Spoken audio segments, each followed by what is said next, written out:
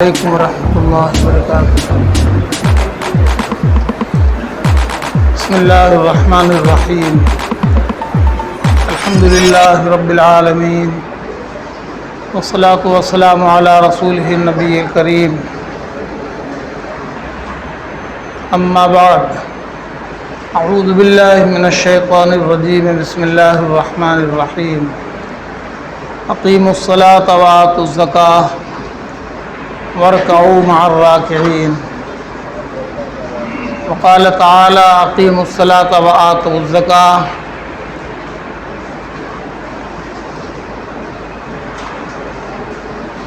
وأطیعوا الرسول لعلکم ترحمون۔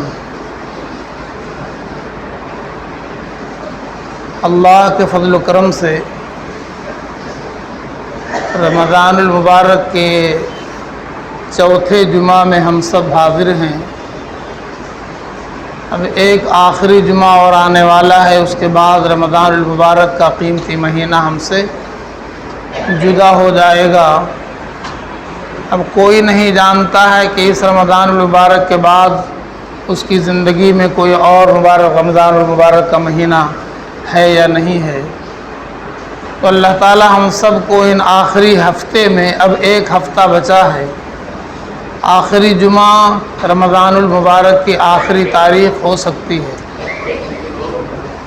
اللہ تعالی ہمیں اس آخری ہفتے میں ہر وہ عمل کر لینے کی توفیق عطا فرما دے جو اللہ کو پسند ہے، اور ہر اس عمل کی اللہ توفیق عطا فرما دے جس میں ہمارا نفع ہے، ہماری مغفرت کا فیصلہ ہے۔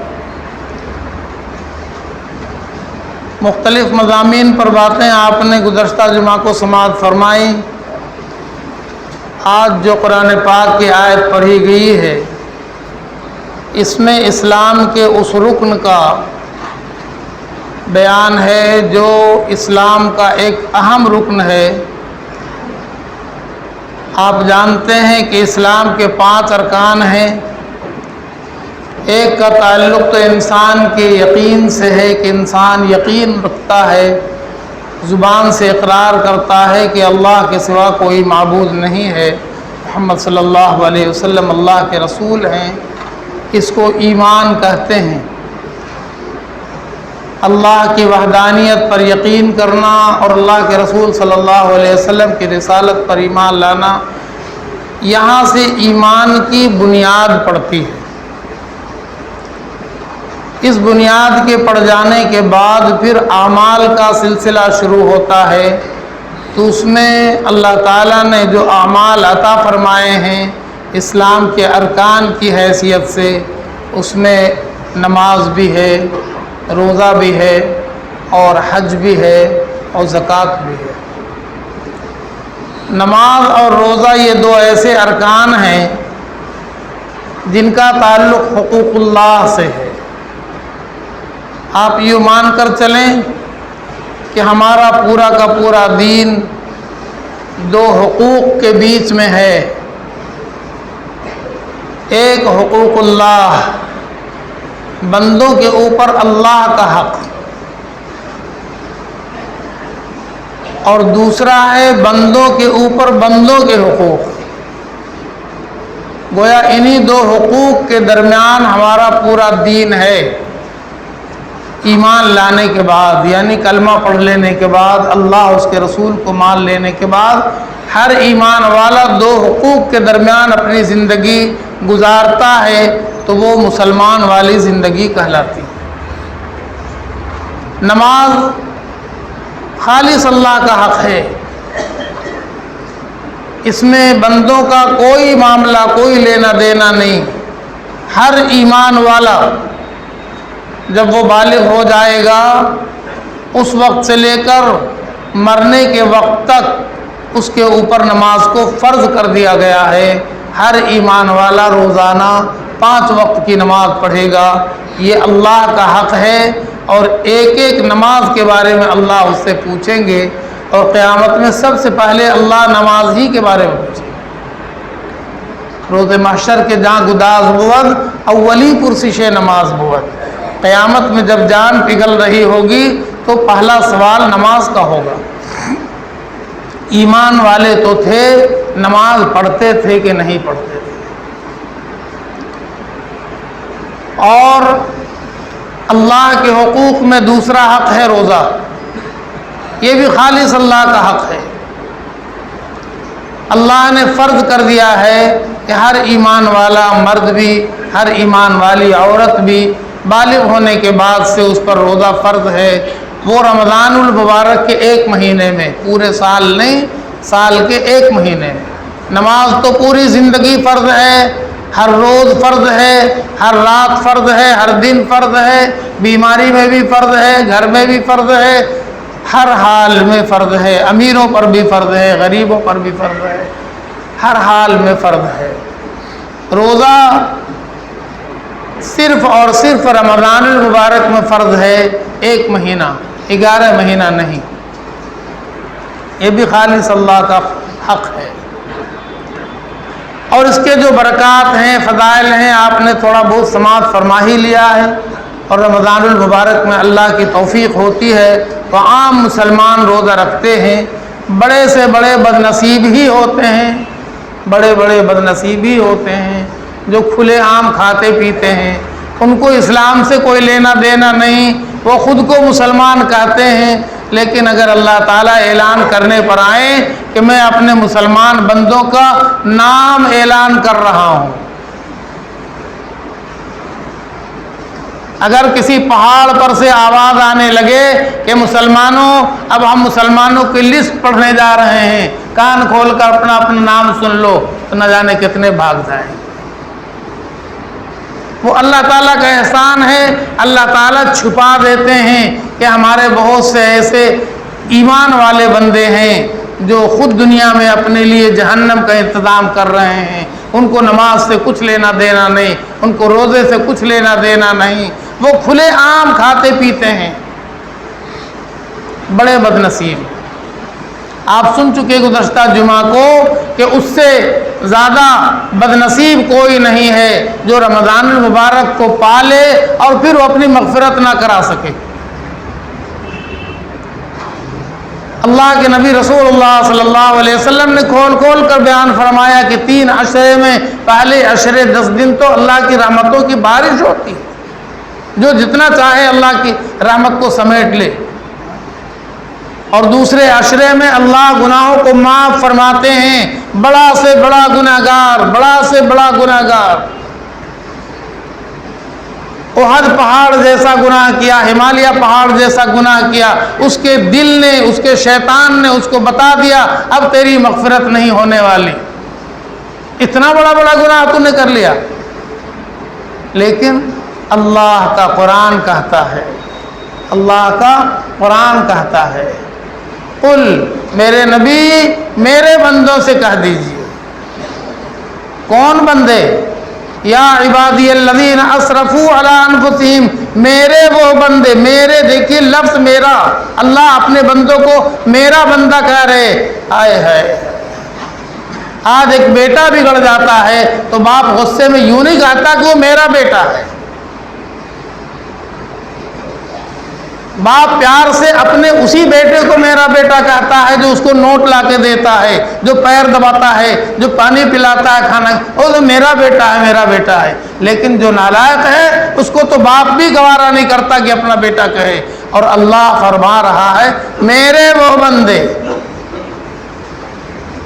اور کسی کا بندہ کوئی ہو سکتا ہے کیا؟ جتنا بھی گر جائے، جتنا بھی خراب ہو جائے، ہے تو وہ اللہ کا بندہ، اور اللہ کہہ رہے ہیں میرا بندہ۔ کون بندہ؟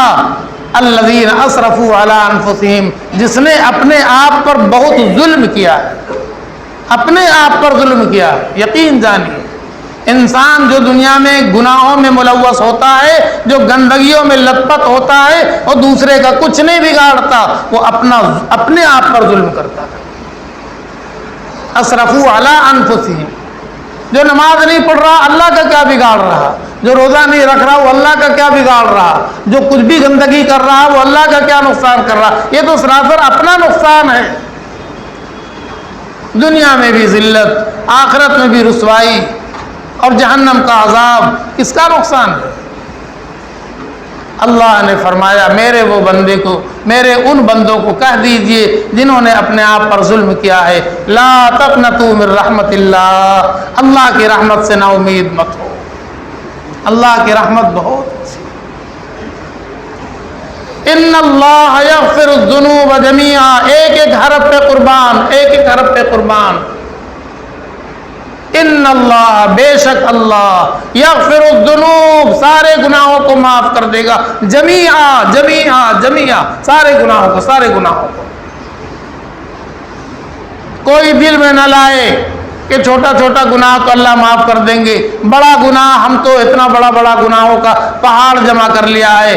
اللہ فرماتے ہیں تم ایک بار مانگ کے دیکھو، ایک بار آ جاؤ میرے پاس، آ جاؤ میرے آگے جھک جاؤ، مان لو کہ تم نے گناہ کیا ہے، اور یہ مان لو کہ میں گناہ معاف کرنے والا ہوں، تم یہ مان کر مجھ سے کہو معاف کر دیجئے، مجھے کچھ دیر نہیں لگے گی، تمہارا جملہ نہیں پورا ہوگا، ہم تمہارے سب گناہ معاف کر دیں گے۔ یہ تو شیطان بہکا دیتا ہے کہ اب کہاں معافی، اتنا گناہ تھوڑی، اللہ کا یغفر الذنوب جمیعا، اللہ سارے گناہوں کو معاف کر دے گا، وہ الغفور الرحیم، وہ تو بہت معاف کرنے والا، بہت رحم کرنے والا، اس کی رحمت میں کوئی کمی نہیں ہے، اس کی مغفرت میں کوئی کوتاہی نہیں۔ تو نماز اور روزہ یہ دونوں حقوق اللہ کے ہیں، اور اسلام کے ارکان میں چوتھا رکن زکوٰۃ ہے۔ زکوٰۃ خالص بندے کا حق ہے، حکم اللہ کا ہے، حق بندے کا ہے، اور زکوٰۃ اس عمل کو کہتے ہیں، نماز آپ جان چکے، روزہ آپ جان چکے، آپ کر رہے ہیں، زکوٰۃ اس عمل کو کہتے ہیں کہ جو روزی اللہ نے اپنے بندوں میں کسی کو دیا ہے اور کسی کو نہیں دیا ہے۔ روزی کون دیتا ہے؟ اللہ دیتا ہے۔ کہاں دیتا ہے؟ جب بندہ کچھ نہیں کر سکتا ہے ماں کے پیٹ میں، اللہ روزی وہاں بھی دیتا ہے، 9 مہینے تک ماں کے پیٹ میں، وہاں بھی روزی کی ضرورت پڑتی ہے، اللہ وہاں بھی 9 مہینے تک روزی دیتا ہے، نہ باپ دے سکتا ہے نہ ماں دے سکتی ہے، مگر اللہ وہاں بھی دیتا ہے، اور وہاں جسم کو بنا رہا ہے، جو روزی کی ضرورت ہے جسم کی وہ دے رہا، اسی کو تو روزی بولتے، رزق بولتے کس کو ہیں؟ انسان کی زندگی کی ساری ضروریات کو رزق کہا جاتا ہے۔ جب ماں کے پیٹ میں تھے تو کپڑے کی ضرورت نہیں تھی، گھر کی ضرورت نہیں تھی، بجلی پنکھے کی ضرورت نہیں تھی، جس چیز کی ضرورت تھی وہ اللہ دے رہے تھے، انسان بن گیا، دنیا میں آ گیا، پھر اس کے بعد انسان کا پروسیس ہوتا ہے بڑھنے کا، جس پروسیس میں انسان کو جن جن چیزوں کی ضرورت پڑتی رہی اللہ وہ سب دیتے رہے۔ انسان کی زندگی میں گوشت بھی کھانا ہے، روٹی بھی کھانا ہے، لیکن بچہ پیدا ہوا ہے، اس کو گوشت روٹی نہیں کھلا سکتے، اس کو دودھ کی ضرورت ہے، اس وقت میں اس کی روزی گوشت روٹی نہیں ہو سکتی، اس کا رزق، اس کی روزی اس وقت میں دودھ چاہیے، اور وہ بھی دودھ چاہیے جو ہر قسم کی ملاوٹ سے، ہر قسم کی خرابی سے، ہر قسم کی گندگی اور بیماری سے پاک ہو، وہ ماں کا دودھ ہوتا ہے، وہ اللہ ماں کے جسم میں ڈال دیتا ہے۔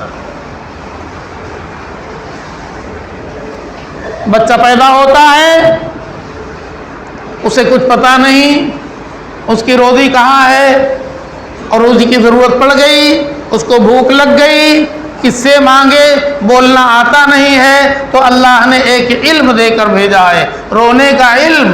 کسی اسکول میں نہیں سکھایا گیا، ماں نے چوٹی نہیں کاٹا، باپ نے رونے کے لیے حکم نہیں دیا، لیکن اس کو روزی کی ضرورت ہے تو روزی حاصل کرنے کا طریقہ اللہ نے سکھا کے بھیجا ہے، رو، جب تک کہ نہیں رو گے ہم تم کو روزی دیں گے نہیں۔ یہ تو ہم لوگ جانتے ہیں کہ بغیر روئے بھی روزی ملتی ہے، حالانکہ وہیں سے سیکھ لینا چاہیے کہ بغیر روئے روزی نہیں ملتی. تم مسجد میں آ کے رو، مارکیٹ میں روزی مل جائے گی.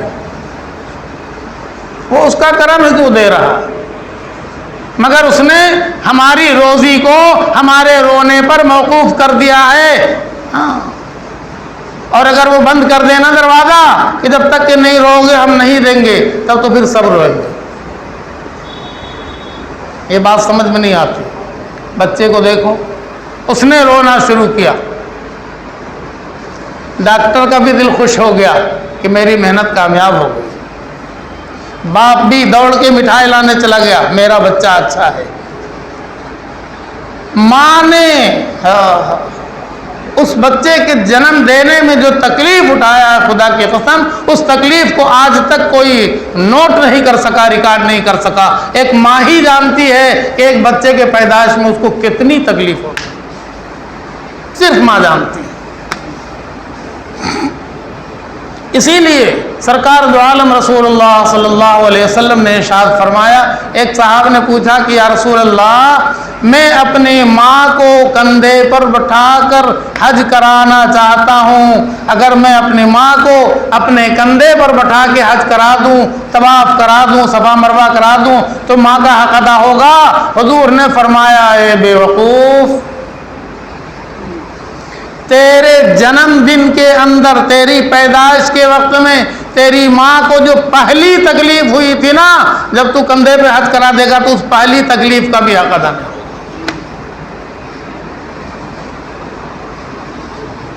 اب سوچ لیجئے کہ کتنی تکلیف ہوتی ہے. ماں نے ساری تکلیف بھول کر بچے کو گلے سے لگا لیا، دودھ دینا شروع کر دیا. بھول گئی کہ مجھے کتنی تکلیف ہوئی تھی اس خبیث کو پیدا ہونے میں. اب اس کو گلے سے لگا کر دودھ پلا رہے ہیں. روزی ہو گئی نا شروع، بچہ رویا، روزی ملنا شروع ہو گئی.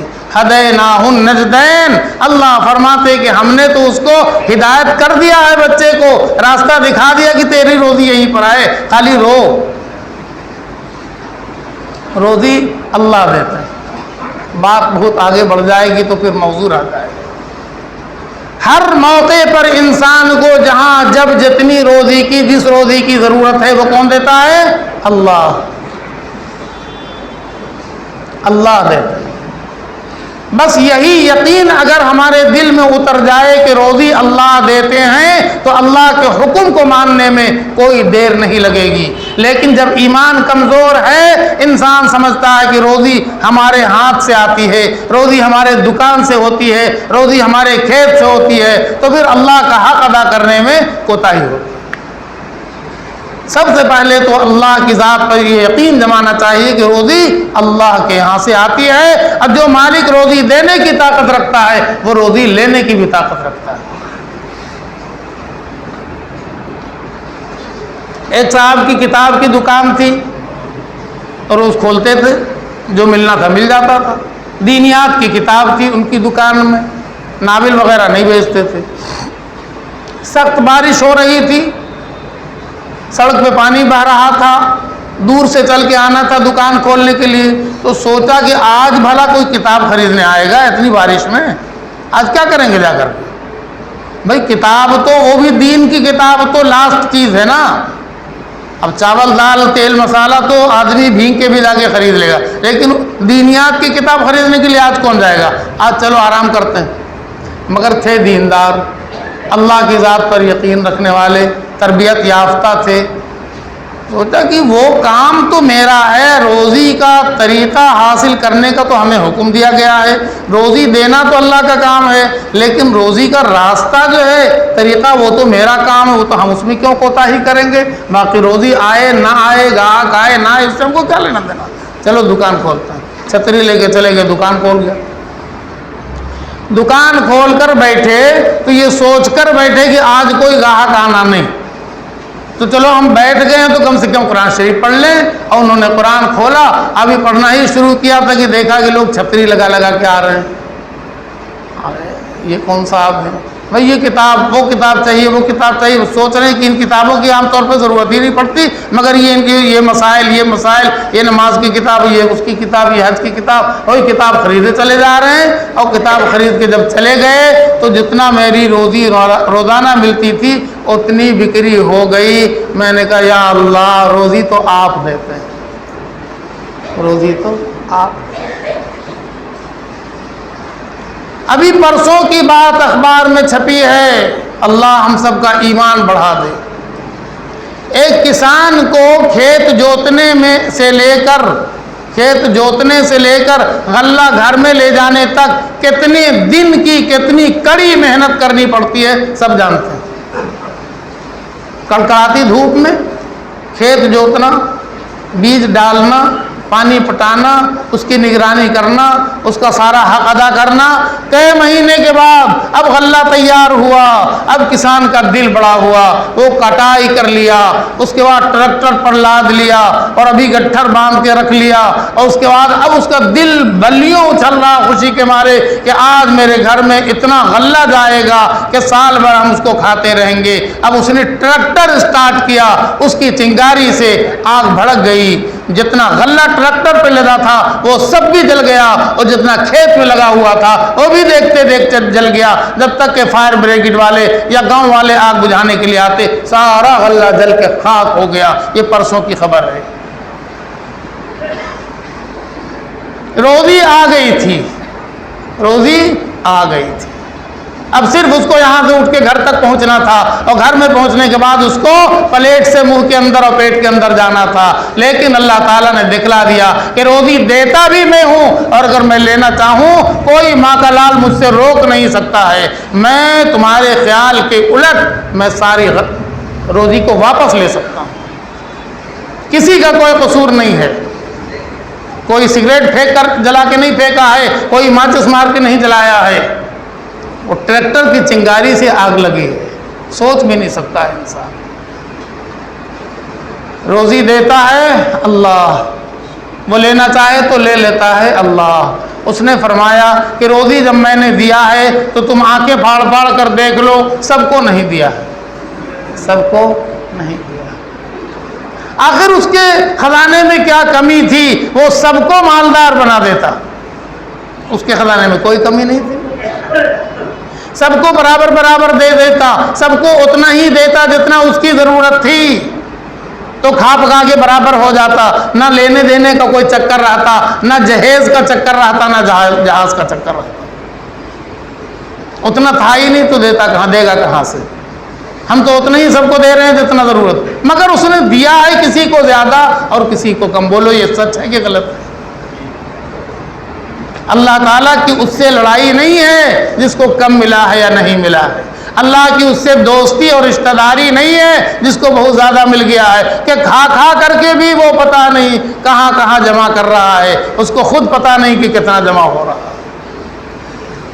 تو اس نے ایک قانون بنایا کہ ہم چاہتے ہیں کہ زمین میں ہر انسان اور ہر ایمان والا مسلمان ایک دوسرے سے محبت کرے، ایک دوسرے سے تعلق رہے، ایک دوسرے کے کام آئے، ایک دوسرے کا غم بانٹے، ایک دوسرے کا درد بانٹے۔ اس کے لیے ہم نے ایک قانون بنایا ہے کہ مالدار غریبوں کو زکوٰۃ ادا کرے۔ مالدار کو ہم نے جتنا مال دیا ہے اس میں بھی دیکھیے اس قانون میں کتنی لچک ہے۔ فرمایا کہ جتنا تم کھانا چاہو کھا لو، جو پہننا چاہو پہن لو، جو سواری استعمال کرنا چاہو استعمال کر لو، جو تمہاری ضروریات کی چیز ہے ہم کوئی رکاوٹ نہیں ڈال رہے تمہارے لیے کہ تم یہ نہ کرو، یہ نہ کرو، یہ کار نہ رکھو، وہ کار نہ رکھو، وہ سب کر لو۔ سب کرنے کے بعد بھی بچ رہا ہے، اچھا ٹھیک ہے بچ رہا تو بچاؤ، کوئی بات نہیں، بچا کے رکھو، لیکن تاریخ لکھ لو کہ آج تمہارے یہاں اتنی روزی آئی اور ہم نے اپنی ساری ضروریات پوری کر لی اور اتنا بچ گیا، خرچہ نہیں ہو رہا ہے، یہ سونا ہے، یہ چاندی ہے، یہ لاکر میں اتنا نقد ہے، یہ فلاں ہے، یہ تجارت کے اتنا سامان، اس کو نوٹ کر لو، 1 سال کے بعد ہم تم سے پوچھیں گے۔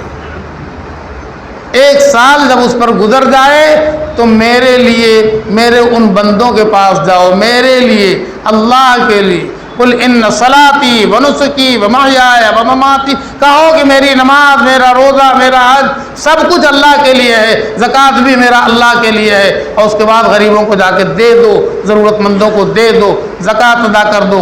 کتنا اللہ تعالیٰ فرمایا کہ 2.5 روپیہ، 97.5 تمہارا ہے، 2.5 روپیہ ہمارا ہے۔ اگر وہ کہہ دیتا کہ 50-50 ہوگا تب کوئی منع کر دیتا کیا؟ کتنا مہربان ہے اللہ، کتنا رحمان اور رحیم کہ پتہ بھی نہ چلے، اگر تم 2.5 نکال دو تو تمہارے 100 پر کوئی اثر نہ پڑے، تمہارا 100 97.5 تو ہے، 2.5 غریبوں کا ہے، اس پر تمہارا کوئی حق نہیں، اس پر تمہارا کوئی حق نہیں۔ جوڑ لو، جوڑ کر حساب لگا لو، جتنا ہے اس کا 2.5%، صرف 2.5%۔ 1 لاکھ میں کل 2.5 روپیہ، 97.5 تمہارا ہے، صرف 2.5 اللہ کے غریب بندوں کا ہے۔ اس کا نام ہے زکوٰۃ، اور یہ اسلام کا ایک رکن ہے، یہ اسلام کا ایک رکن ہے۔ سال بھر کے بعد ادا کر دو۔ تو اللہ فرما رہے ہیں کہ ایک تو یہ ہے کہ تم پکے مسلمان ہو جاؤ گے، ہے نا؟ پکے مسلمان کا مطلب جانتے ہیں ہم لوگ کیسے مسلمان ہیں؟ حساب لگائیے گا، لگاتے ہیں حساب۔ ایک آدمی نے کہا کہ میرے ہاتھ پر شیر بنا دو، اور شیر بنانے والے نے کہا کہ 50 روپیہ لگے گا۔ او سوئی کو گرم کر کر کے مسالے میں ڈال کے یوں چبھو رہا، بولے کیا بنا رہے؟ کہا دم بنا رہے۔ ادھر سے شروع کیا ہے پیچھے سے، بولا چھوڑ دو، بغیر دم کا شیر بنا دو۔ پھر سوئی کو گرم کیا، پھر لگایا، اب کیا بنا رہے ہو؟ کہا ٹانگ بنا رہے۔ بولو بہت تکلیف ہو رہی ہے، بغیر ٹانگ کا شیر بنا دو۔ اچھا چلو، پھر سوئی چبھویا، اب کیا بنا رہے؟ کہا سر بنا رہے۔ کہا چھوڑ دو، سر بھی نہیں بناؤ، بہت تکلیف ہو رہی ہے، بغیر سر کا شیر بنا دو۔ اس نے پوچھا ایسا بھی کوئی شیر ہوتا ہے؟ ایسا بھی کوئی شیر ہوتا ہے جس کا ٹانگ نہیں، جس کی دم نہیں، جس کا سر نہیں، وہ شیر ہوتا ہے؟ کہا دیکھو سارے مسلمان تو ہیں، ان کی نماز نہیں، ان کا روزہ نہیں، اس کا حج نہیں، اس کا زکوٰۃ، مسلمان تو ہیں۔ ایسا بھی مسلمان ہوتا ہے کیا؟ ہاں ہوتا ہے، جب بغیر سر کا، بغیر پیر کا، بغیر دم کا شیر ہو سکتا ہے تو بغیر نماز، بغیر روزہ، بغیر حج، بغیر زکوٰۃ کا مسلمان بھی ہو سکتا ہے۔ اور اب تو کلمہ ہی غائب ہے، سچ کہہ رہا ہوں، سچ کہہ رہا ہوں، اتنے لاکھوں مل جائیں گے جو کو کلمہ لا الہ الا اللہ محمد رسول اللہ نے پڑھا۔ نام کیا ہے؟ عبد الرحمن۔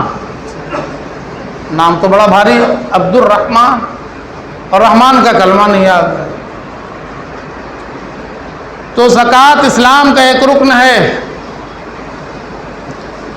جس پر زکوٰۃ فرض ہو جائے، سال بھر گزر جانے کے بعد اگر وہ زکوٰۃ ادا نہیں کرے گا تو بہت بڑا مجرم گردانا جائے گا، اللہ کی نظر میں بہت بڑا مجرم ہوگا۔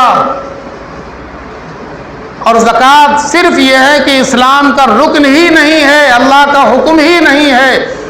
قرآن پاک میں نماز کے ساتھ زکوٰۃ کو 82 مرتبہ اللہ نے بیان فرمایا، 82 پورے قرآن میں نماز کے ساتھ جوڑ کر اقیموا الصلاۃ وآتوا الزکاۃ، اقیموا الصلاۃ وآتوا الزکاۃ، نماز قائم کرو اور زکوٰۃ ادا کرو، نماز قائم کرو زکوٰۃ، 82 مرتبہ پورے قرآن میں۔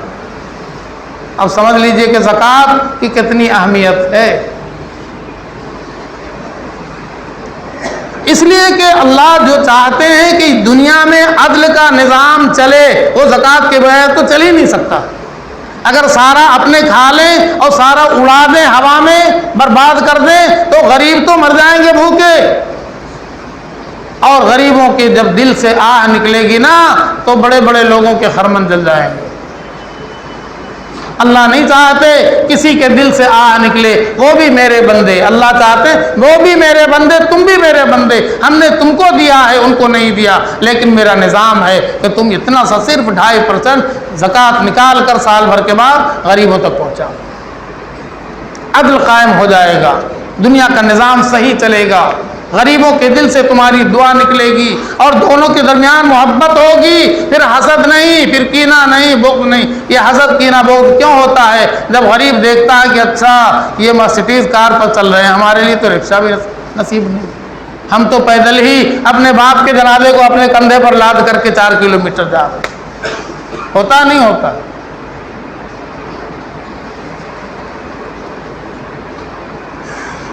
تو اللہ تعالیٰ نے صرف حکم نہیں دیا 82 مرتبہ، اللہ نے اس کا وعدہ بھی فرمایا ہے کہ میرے بندو یہ مت سوچنا کہ تم جو زکوٰۃ ادا کرو گے تو صرف غریبوں پر احسان کر دو گے، سن لو میں تمہیں کیا دینے والا ہوں۔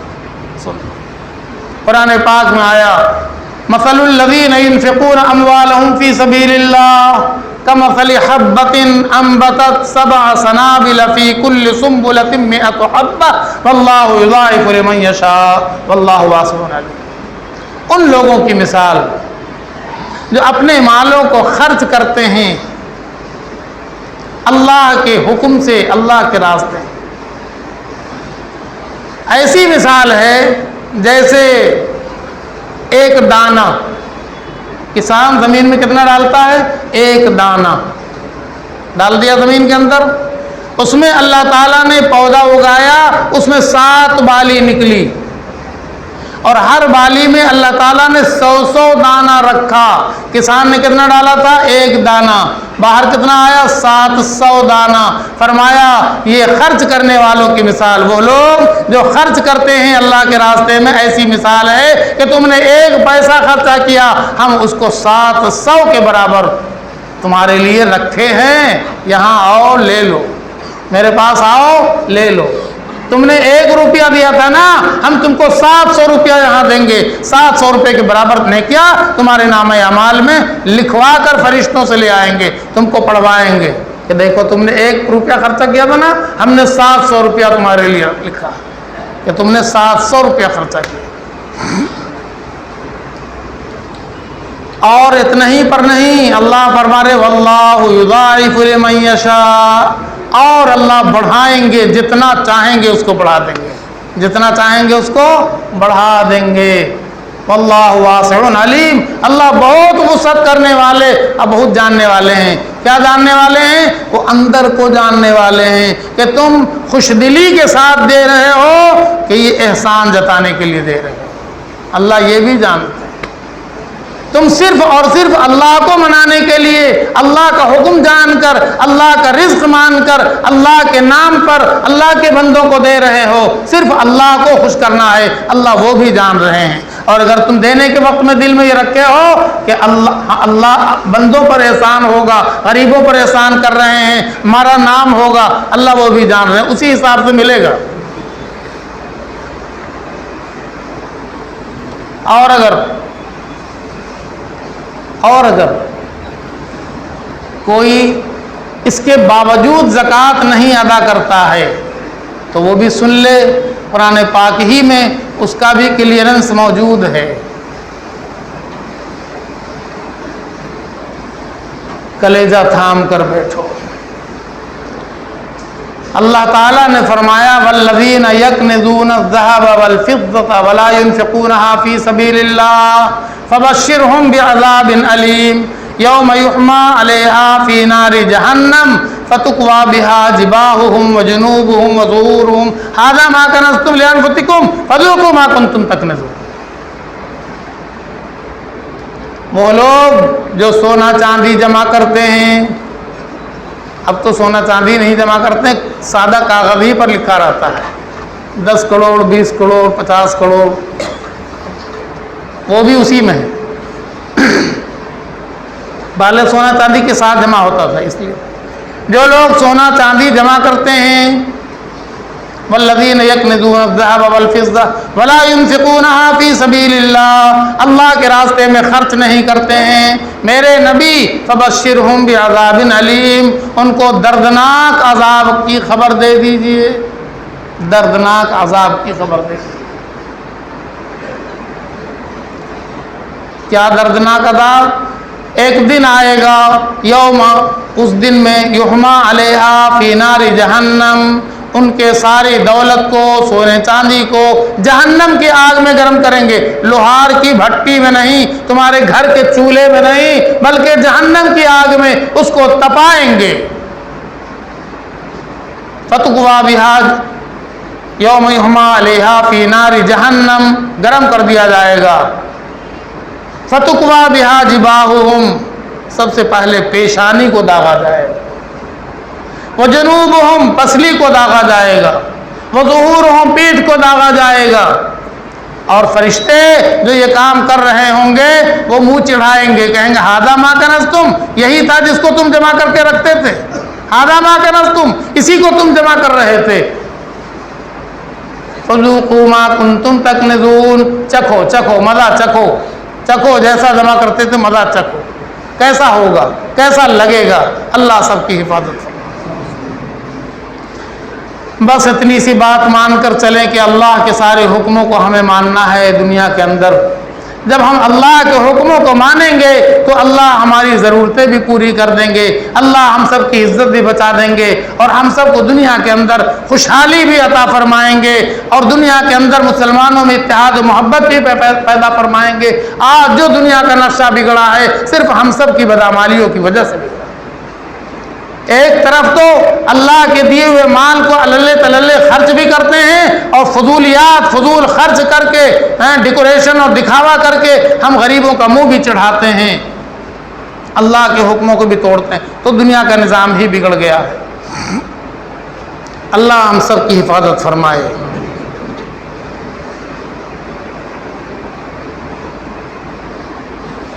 وقت تو نہیں بچا ہے. ایک جگہ اور بہت سختی کے ساتھ اللہ تعالیٰ نے فرمایا وَلَا يَحْسَبَنَّ الَّذِينَ يَبْخَلُونَ بِمَا آتَاهُمُ اللَّهُ مِنْ فَضْلِهِ، وہ نہ سمجھیں جو اللہ کے دیے ہوئے مال میں بخالت کرتے ہیں، جو اللہ نے ان کو دیا ہے اپنے فضل سے دیا. بِمَا آتَاهُمُ اللَّهُ مِنْ فَضْلِهِ، بخیلو بھی اس میں بخالت کرتے ہیں. وہ نہ سمجھیں کہ ان کو چھوڑ دیا جائے کہ وہ ان کے لیے بہتر ہے، وہ خیر، بل هو شر لهم، بہت برا ہے ان کے لیے. سَيُطَوَّقُونَ مَا بَخِلُوا بِهِ يَوْمَ الْقِيَامَةِ، گلے میں سانپ بنا کر ڈال دیا جائے گا قیامت کے دن. اللہ سب کی حفاظت فرمائے. صدقہ فطر بھی عید سے پہلے ہر مسلمان کو ادا کر دینا چاہیے. ایک الگ چیز ہے، زکوٰۃ کے علاوہ ایک صدقہ فطر ہے کہ رمضان میں ہم مسلمان روزہ رکھتے ہیں، کچھ کوتاہیاں غلطیاں کمزوریاں ہوتی ہیں ہمارے اعمال میں، تو اللہ کے نبی صلی اللہ علیہ وسلم نے ایک نسخہ دیا ہے کہ تم صدقہ فطر نکال دو. 2-2.5 کلو گیہوں کے برابر ہوتا ہے، جس کا قیمت 60 روپیہ طے ہوا ہے ہمارے شریعہ کی طرف سے. تو ہر روزہ دار کی طرف سے اور بے روزہ دار جو گھر میں چھوٹے بچے بچیاں ہیں، حتیٰ کہ کام کرنے والے نوکر نوکرانیاں ہیں، ان سب کی طرف سے نکال دینا چاہیے. اس سے یہ ہے کہ تمہارے روزوں کی کمی کوتاہی پوری ہو جائے گی، اس کی تلافی ہو جائے گی، اللہ پورا روزہ کو قبول کر لیں گے. عید کے پہلے اس کو نکلوانے کا حکم اس لیے دیا گیا تاکہ تمہارے سماج میں معاشرے میں کوئی بھوکا نہ رہے. عید کے دن خوشی کا دن ہوتا ہے نا، تو اگر یہ صدقہ فطر کا نظام نہیں قائم کیا گیا تو نہ جانے کتنے ایسے غربا ہوں گے جن کے گھر میں چولہا نہیں جلے گا اور عید نہیں بن سکے گی، تو ان کے بچوں کے جسم پہ کپڑا نہیں ہوگا، تو پھر اللہ تعالیٰ کو بہت ناراضگی ہوگی. اس لیے صدقہ فطر کی ادائیگی بھی حکم دیا گیا ہے. آخری عشرے میں جو کچھ بھی وقت بچا ہے ہم اس کو سمجھیں، اس کی قیمت کو قدر کو جانیں، اور زیادہ سے زیادہ اچھے عمل کرنے کی توفیق عطا فرمائیں. دیکھیے ہماری آپ کی سب کی کامیابی صرف اس میں ہے کہ اللہ ہم سب کے لیے جہنم سے آزادی کا پروانہ عطا فرما دے اور جنت کا فیصلہ فرما دے. یہی کامیابی ہے، اور کامیابی دوسری کوئی چیز نہیں ہے. فمن زحزح عن النار وادخل الجنہ فقد فاز. یہ آخری عشرہ جو ہے جہنم سے خلاصی کا عشرہ ہے، اور فرمایا جو جہنم سے خلاصی دے دیا گیا، بچا دیا گیا، وہ کامیاب ہو گیا، جو جنت میں پہنچا دیا گیا وہ کامیاب ہو گیا. ہمیں اللہ سے مانگنا چاہیے کہ اللہ تعالی ہم سب کو جہنم سے بچا دے، خلاصی عطا فرما دے، اور جنت کا پروانہ سب عطا فرما دے. وآخر دعوانا الحمدللہ.